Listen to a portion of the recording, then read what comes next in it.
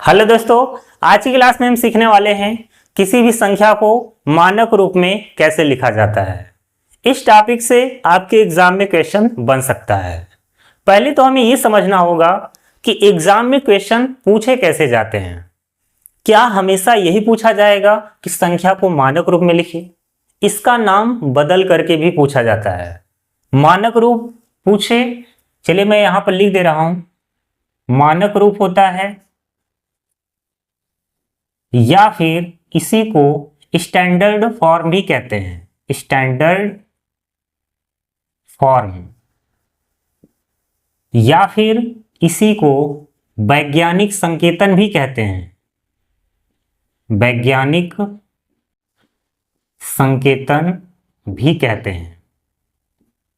वैज्ञानिक संकेतन या फिर इसी को ऐसे कह सकते हैं कि 10 की घात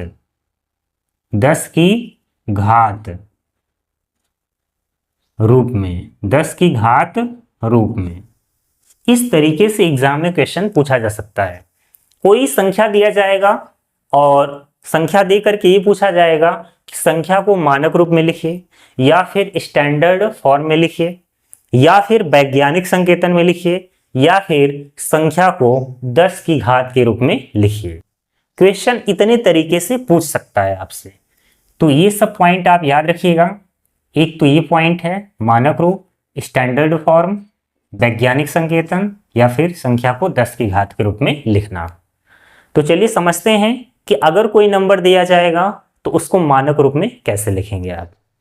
तो चलिए यहाँ स्टार्ट करते हैं कोई नंबर लेकर के। यहाँ पर एक नंबर है आपका 1 2 3 4, ये संख्या है एक, यानी कि 1234 लिखा गया है।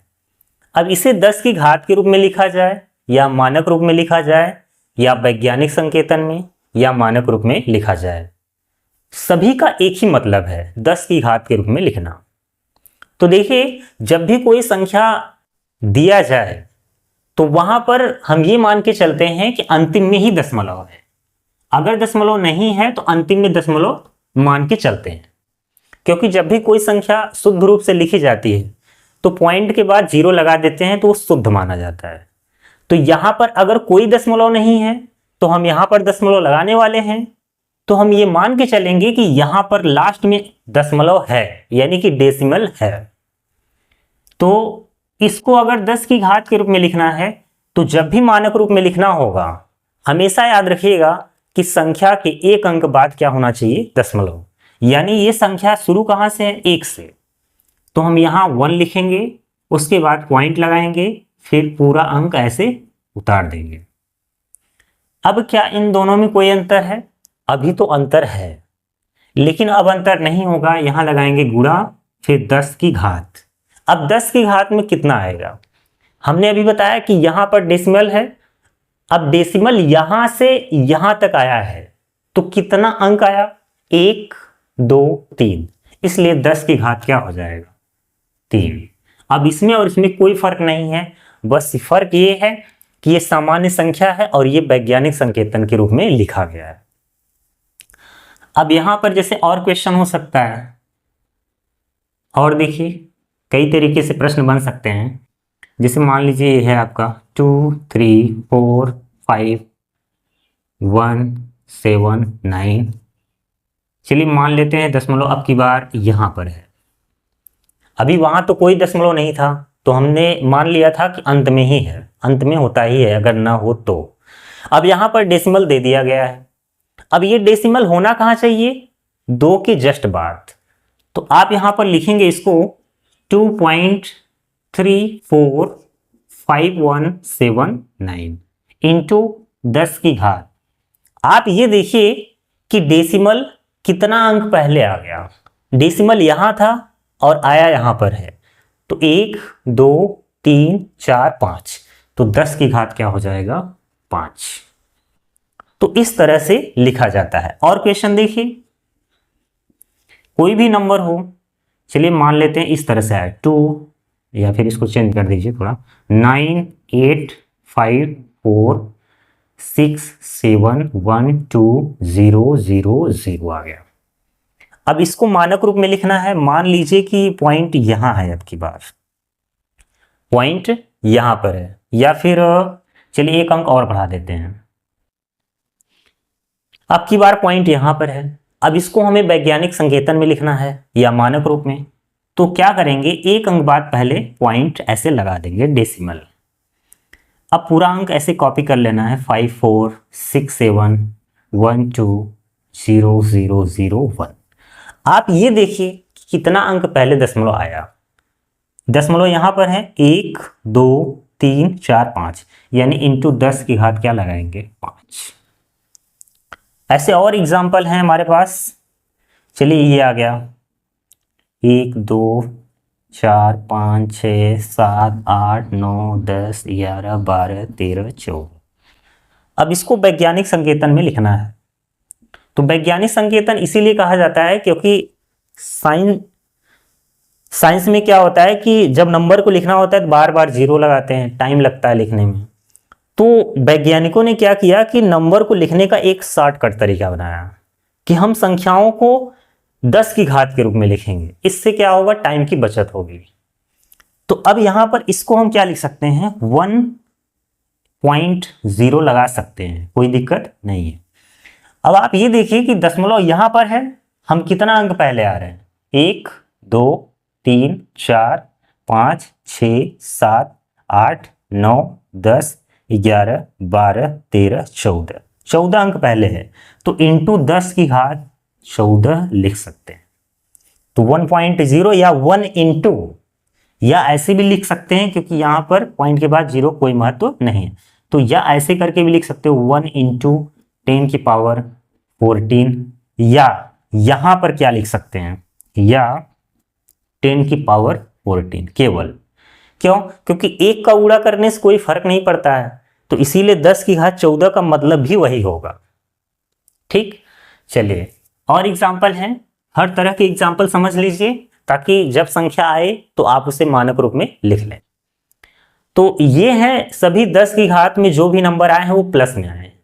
कभी कभी ऋणात्मक में भी आ जाता है जब उस तरह का क्वेश्चन हो। जैसे मान लीजिए ये आ गया कि 0.00231। अब देखिए यहां उल्टा सिस्टम हो गया। अभी हम क्या कर रहे थे कि पीछे से आगे की ओर आ रहे थे, अब आगे से पीछे की ओर जाएंगे, यानी कि डायरेक्शन चेंज हो गया। तो यहां जब पीछे से आगे की ओर आते थे तो घात प्लस में लिखा जाता था, यानी अगर हम पीछे से आगे की ओर आएंगे तो प्लस में लिखेंगे, तो अब उसका उल्टा कर देना है। अगर आगे से पीछे की ओर जाएंगे तो माइनस में हो जाएगा घात, और कोई अंतर नहीं होता है। तो यहां पर देखिए कैसे लिखना है आपको,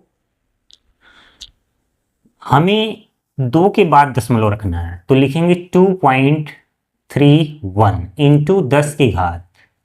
अब बताइए कितना अंक गए आप, 1 2 3, तो 10 की घात 3 नहीं -3 लिखेंगे क्योंकि अब डायरेक्शन अपोजिट हो चुका है। ऐसे यहां पर और एग्जांपल देखिए, इस तरीके से हो सकते हैं 0.000000006। अब ये देखिए, अब इसको 10 की घात के रूप में लिखना है तो हम कैसे लिखेंगे, पॉइंट कहाँ होना चाहिए, 6 के बाद।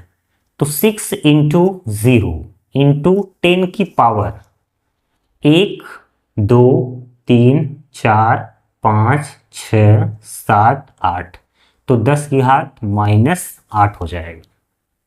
आप समझ रहे हैं कि कब घात प्लस में होगा और कब घात माइनस में होगा। तो यहां पर जब हम पीछे से आगे की ओर चलते हैं तो घात प्लस में लिखा जाता है, और जब उल्टा हो जाए यानी आगे से पीछे की ओर जा रहे हो तो माइनस में लिखा जाएगा।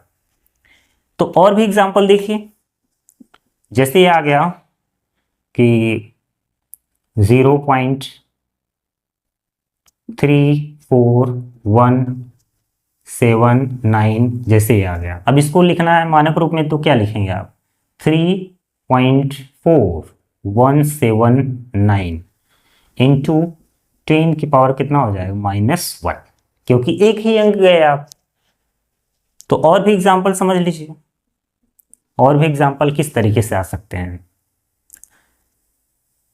0.1111 3, 4, कोई भी एग्जाम्पल ले लीजिए आप। तो आप यहाँ क्या लिखेंगे अब इसे 1.1134, 10 की पावर कितना हो जाएगा -1 हो जाएगा। इस तरीके से और भी एग्जाम्पल, एक एग्जाम्पल और देख लीजिए। और क्या हो सकता है, 0, जैसे वहाँ पर लिखा गया था, चलिए 0 लगा देते हैं कुछ, 0.00491। अब इसको आप क्या लिखेंगे, दशमलव यहाँ होना चाहिए, तो 4.91 इंटू 10 का पावर कितना आ जाएगा, 1, 2, 3, 4, 5, 6, 7, तो 10 की घात -7। तो कई तरीके के एग्जाम्पल मैंने यहाँ पर लिए हैं। अब जब नंबर दिया जाएगा तो आपसे एक ही सवाल पूछा जाएगा कि इसको मानक रूप में लिखना है, या फिर स्टैंडर्ड फॉर्म, या फिर वैज्ञानिक संकेतन, या फिर संख्या को 10 की घात के रूप में लिखिए। तो इस तरीके से किसी भी संख्या को मानक रूप में लिखा जाता है। अब उम्मीद है कि अब कोई संख्या दिया जाएगा तो आप उसे 10 की घात के रूप में लिख लेंगे। तो चलिए कमेंट बॉक्स में ज़रूर बताइएगा आज की क्लास कैसी लगी। मिलते हैं अगली क्लास में। जय हिंद, जय भारत।